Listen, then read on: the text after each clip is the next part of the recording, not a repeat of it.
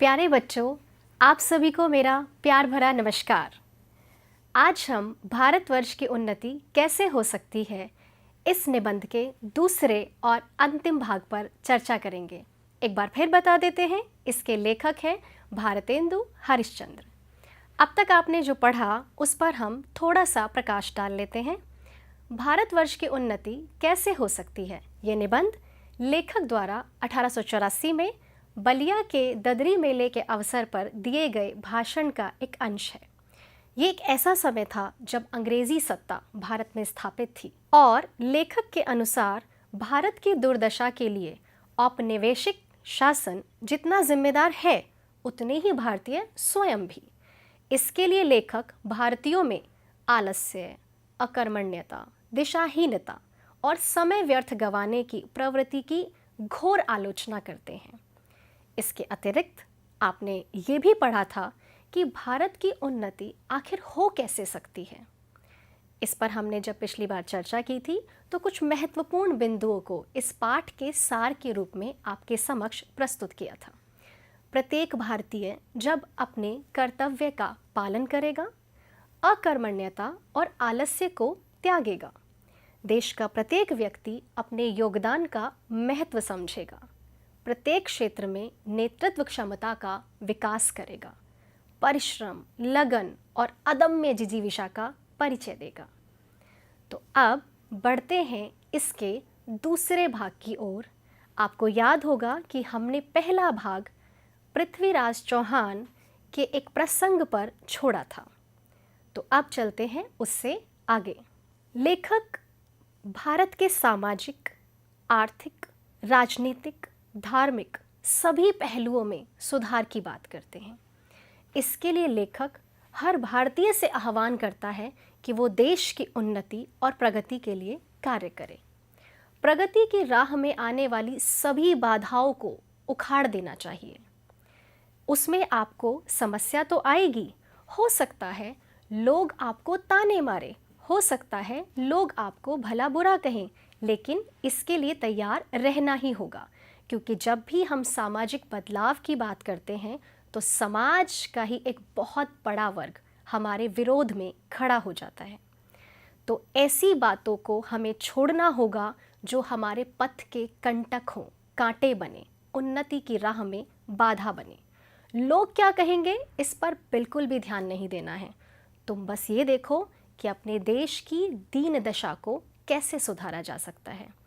और हाँ, हमें अपनी खराबियों के मूल कारणों को भी खोजना होगा। आखिर वो क्या कारण है कि हम आज परतंत्र हैं? आखिर क्या कारण है कि एक छोटा सा ब्रिटेन का देश हम पर शासन करता है, इतने बड़े देश पर? अब प्रश्न ये उठता है कि किसको अच्छा समझें, क्या लें और क्या छोड़ें। तो आप अगर ध्यान से देखेंगे तो परंपरा जो हमारी चली आती हैं उनमें भी बहुत कुछ ऐसा होता है कि हमें समय के अनुकूल परिवर्तन करने पड़ते हैं और बहुत सारी रूढ़ियों को, बहुत सारी ऐसी परंपराओं को जो अपना महत्व खो चुकी हैं, उन्हें छोड़कर आगे बढ़ना पड़ता है। तो जो स्वीकार्य है उसे लेकर के हमें आगे चलना होगा। आगे लेखक कहते हैं कि सब उन्नतियों का मूल धर्म है, अर्थात धर्म नीति और राजनीति को बहुत अलग करके नहीं देखा जा सकता। और शायद यही वजह रही कि यूरोप में जब दोनों एक साथ मिलकर चले तो वो लोग बहुत तरक्की कर गए। अब समय इसी बात का है कि हम भी अपने धर्म नीति और राजनीति को मिलाकर के कल्याण की तरफ बढ़ें। लेकिन धर्म क्या है? धर्म सिर्फ वो नहीं है जो हिंदू, मुस्लिम, सिख, ईसाई की हम बात करते हैं। धर्म का एक अर्थ है आपका आचरण, और इसके अलावा वह कर्म जिसे धारण किया जा सकता है। तो हमें अपने धर्म की उन बातों को जो आज स्वीकार्य नहीं है, व्यवहार्य नहीं है, उनको छोड़ना होगा, और जो हमें आगे ले जाएं, प्रगति का मार्ग प्रशस्त करें, उसको साथ लेकर चलना होगा। जिस तरीके से धर्म में बहुत सारी ऐसी बातें होती हैं जो हमारी शुचिता में काम आती हैं, हमारे सामाजिक व्यवहार में काम आती है, अगर हम उसके पीछे के कारणों को जानने का प्रयास करें तो उनमें कहीं ना कहीं एक तर्क व्याप्त रहता है। अब बलिया के मेले को ही ले लेते हैं कि बलिया का मेला लगा है, यहाँ बहुत सारे लोग एकत्रित हैं, लेकिन क्यों? क्योंकि हो सकता है गांव में बहुत सारी चीज़ें उपलब्ध ना हो, तो चलो इसी बहाने वो चीज़ें भी हम अपने घर ले जाएं। दूसरा, बहुत वर्षों में ऐसा होता है कि हम बहुत दिनों से बहुत सारे लोगों से मिल नहीं पाते हैं, तो ये एक मिलने का भी अवसर है। तो हर चीज़ की एक प्रासंगिकता होती है। अब व्रत के लिए भी यही कहा जाता है कि एकादशी का व्रत या कोई और भी व्रत क्यों रखा गया? इसी बहाने शरीर की स्वच्छता बनी रहती है। अब दिवाली को ही ले लें अगर, तो इसी बहाने साल में एक बार तो सफाई होगी। होली को ले लें अगर, तो बसंत की जो बिगड़ी हवा है, जगह जगह पर जब हम अग्नि जलाना शुरू करते हैं तो वो स्वच्छ हो जाती है। तो अगर हम ध्यान से देखें तो हर त्योहार का अपना एक महत्व है। लेखक तो यहाँ तक कहते हैं कि ये त्योहार ही मानो म्यूनिसिपैलिटी का काम करते हैं। अब सारे पर्व, सारे तीर्थ कोई ना कोई अपने तर्क को लेकर के आगे बढ़ता है। बात यहाँ अंधविश्वास की नहीं है कि आप इन्हें माने ही, लेकिन ये जिस सोच के साथ आगे बढ़े थे उस सोच की बात है। आज उसके मायने बदल गए, आज हमने उन्हें रूढ़ियों में परिवर्तित कर दिया, ये एक अलग मसला है। तो हमें ये ध्यान रखना है कि वास्तविकता में इन बातों को क्यों धारण किया गया था, ये धर्म क्यों मानने लिखे थे, इसका लोगों ने मतलब नहीं समझा और इन बातों को ही वास्तविक धर्म मान लिया। बहुत सी बातें जो समाज विरुद्ध होती हैं उन्हें हमें बदलना होगा। जैसे धर्मशास्त्र कहते हैं कि जहाज़ में सफ़र मत कीजिए, या समुद्र पार मत कीजिए, या विधवा विवाह मत कीजिए। इन सबको छोड़ना होगा अगर हम प्रगति के मार्ग पर चलना चाहते हैं। बचपन में ही छोटे छोटे लड़कों का, लड़कियों का विवाह कर दिया जाता है।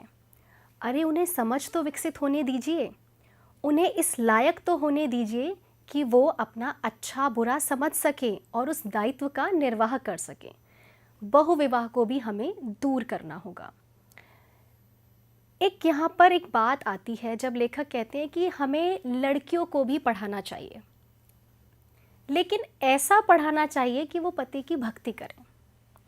अब मैं आप लोगों से पूछना चाहती हूँ कि क्या आप इस बात से सहमत हैं कि लड़कियों को इसलिए पढ़ाना चाहिए कि वो पति की भक्ति करें? क्या कोई भी व्यक्ति अपने व्यक्तित्व के लिए नहीं पढ़ता? क्या वो किसी दूसरे के लिए पढ़ता है? तो ये आप अपनी कक्षा में भी चर्चा कीजिए, अपने मित्रों से भी चर्चा कीजिए और अपनी कक्षा अध्यापिका, विषय अध्यापिका से भी इसके विषय में चर्चा अवश्य कीजिए। लेकिन यहाँ थोड़ी सी बात मैं आपका ध्यान आकर्षित करना चाहती हूँ। अब जब उन्होंने ये बात कही लेखक ने, तो आप उस समय को याद कीजिए कि उस समय लेखक लड़कियों को पढ़ाने की बात कर रहे हैं, जिस समय लड़कियों की पढ़ाई का बहुत विरोध किया जाता था। तो ऐसे समय में इतनी बात भी कहना अपने समय से आगे की बात थी। हालांकि इस वजह से ये पंक्ति सही नहीं बैठती है, लेकिन हमें समय की अनुकूलता, देश काल को भी ध्यान में रखना होगा। चलिए आगे बढ़ते हैं उनके द्वारा बताए गए अन्य मार्गों की ओर। लेखक धार्मिक और जातीय सहिष्णुता की बात भी करते हैं। वैष्णव, शाक्त, इतने मतों में जो लोग आपस में बटे हुए थे, उस वैर को छोड़ने की बात करते हैं। क्योंकि कोई विष्णु का उपासक है, कोई शक्ति का उपासक है, कोई शिव का उपासक है, और फिर आपस में वैर भी रखते हैं। उस सब को छोड़ना होगा, समन्वय करना होगा। क्या आपको याद नहीं आ रहा है कि आपकी 11वीं कक्षा के अंतर्गत ही काव्य खंड में आप कबीर को पढ़ते हैं, और कबीर भी इसी धार्मिक और जातीय सहिष्णुता की बात करते हैं। इसके अतिरिक्त किसी भी बड़े लेखक में आप देखेंगे, किसी भी बड़े कवि में भी आप ये गुण देखेंगे कि सभी समभाव की बात करते हैं, सभी सद्भाव की बात करते हैं, सभी सहिष्णुता का संदेश लोगों में देना चाहते हैं। तो उसी प्रकार भारतेंदु जी भी धार्मिक और जातीय सहिष्णुता की बात करते हैं। अगर हम धर्म और जाति के आधार पर ही लड़ते रहे तो देश तरक्की कैसे करेगा? इसके अलावा छोटे छोटे मतों में हमें नहीं बंटना है, हमें आगे बढ़ना है। कुछ बातें ऐसी हैं कि हिंदुओं को वो उपलब्ध नहीं रहीं, लेकिन मुसलमानों को वो सहज प्राप्त हुई। जैसे मुसलमानों में जाति नहीं होती, खाने पीने में चौका चूल्हा नहीं होता, विलायत जाने में रोक टोक नहीं होती। लेकिन कबीर की ही तरह उसके बावजूद भारतेंदु कहते हैं कि फिर भी ना हिंदुओं ने और ना ही मुसलमानों ने अपनी दशा सुधारने के लिए कोई बहुत प्रयास नहीं किया। बहुत सारी बातों को एक साथ लेखक लेकर के इस भाषण के माध्यम से हमें कहना चाहते हैं। इसीलिए आपको लगेगा कि बहुत बहुत बहुत सारी बातें बार बार आ रही हैं, क्योंकि उन्हें जब वो भाषण दे रहे थे तो उन्हें लगा कि ये सारी ही बातें कहीं ना कहीं हमारी प्रगति में रोड़ा अटका रही हैं।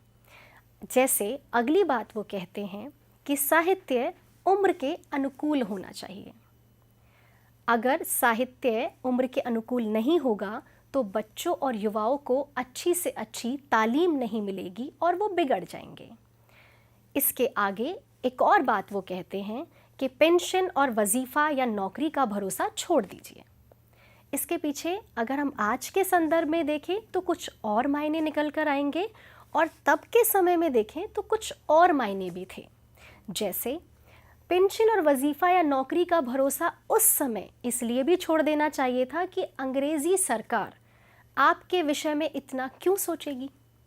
तो आप वो सब छोड़ करके लड़कों को रोज़गार सिखलाइए, अपने युवाओं को रोज़गार परख बनाइए, वो अपने दम पर कुछ करना सीख जाएं।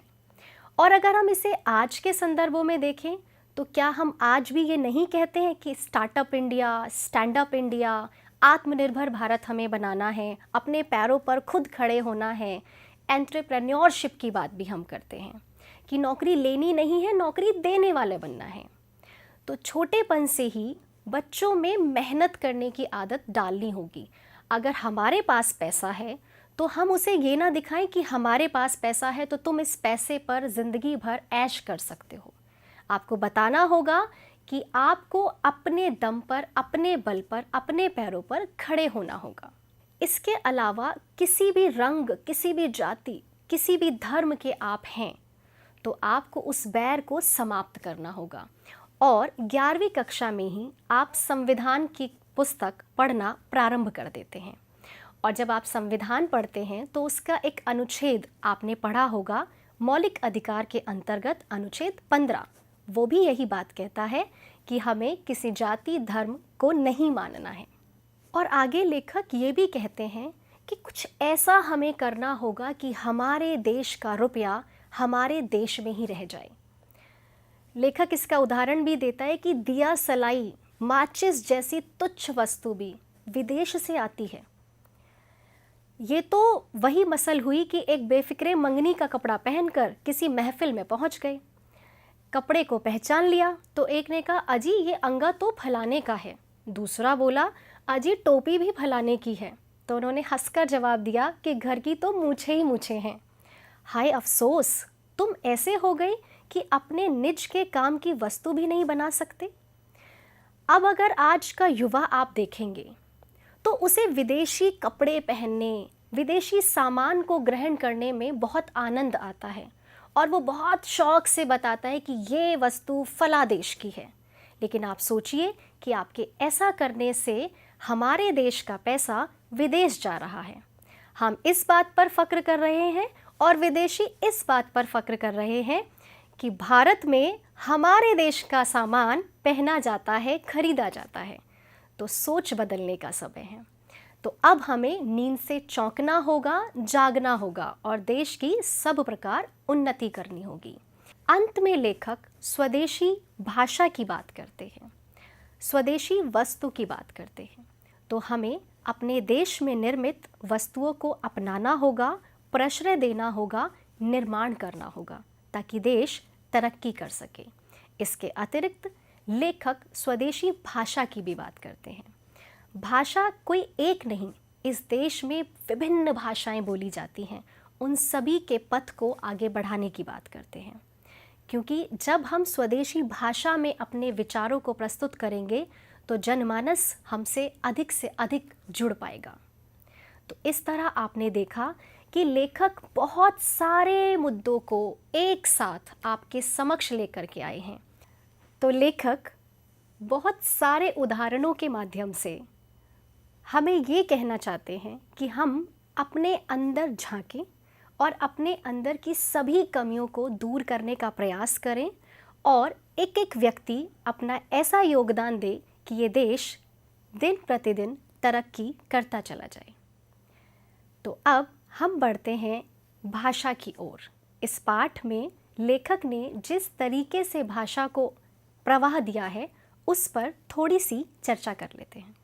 भाषा के प्रवाह में विदेशी, तत्सम, तद्भव सभी शब्दों का आना बड़ा ही स्वाभाविक सा होता है। वह रचना को एक प्रवाह और एक गति प्रदान करता है। इसमें भी ऐसे बहुत सारे शब्द आए हैं, लेकिन अभी हम आपको थोड़े से शब्दों का परिचय दे देते हैं। जैसे मालिक एक अरबी शब्द है, अखबार उर्दू ज़बान का शब्द है, कंटक तत्सम शब्द है जिसे हम तद्भव में कांटे बोलते हैं, रात एक तद्भव शब्द है। इसी तरीके से वह अपने भाषा संसार को समृद्ध बनाते हैं। भाषा को जीवंत बनाने में लेखक ने मुहावरों और लोकोक्तियों का भी बहुत सटीक प्रयोग किया है, जिस पर हम पहले भाग में भी चर्चा कर चुके हैं, जैसे काठ का उल्लू, पिंजड़े का गंगाराम आदि। संस्कृत, उर्दू, फारसी आदि भाषाओं के उदाहरणों से अपने तर्कों को लेखक ने बहुत प्रभावी बनाने का प्रयास किया है। तो अब हम ये देखते हैं कि इसका पाठ का सार क्या कहता है। भारतवर्ष की उन्नति के लिए क्या क्या आवश्यक है। भारतवर्ष की उन्नति के लिए ही नहीं, ऐसे कौन से सुधार हमें करने होंगे, ऐसे कौन से प्रगति के मार्ग को अपनाना होगा कि हम भारतीय आगे बढ़ें। तो सबसे पहले, मैंने पहले भी इस पर चर्चा की है कि हमें अपनी खराबियों के मूल कारणों को खोजना होगा। धर्म का अर्थ उचित आचरण है, इसे अपनाना होगा। धार्मिक और जातीय सहिष्णुता बढ़ानी होगी। परंपराओं और प्रथाओं का विवेकपूर्ण पालन करना होगा। क्या स्वीकार्य है, क्या व्यवहार्य है और क्या नहीं है। ऐसी परंपराओं को तोड़ दीजिए जो आज हमारे मार्ग में बाधा बनती हों। और सबसे बड़ी बात, स्वयं आत्मनिर्भर बने तथा देश को आत्मनिर्भर बनाने में योगदान करें। इसी के साथ हम आज इसका अंतिम भाग समाप्त करते हैं। धन्यवाद।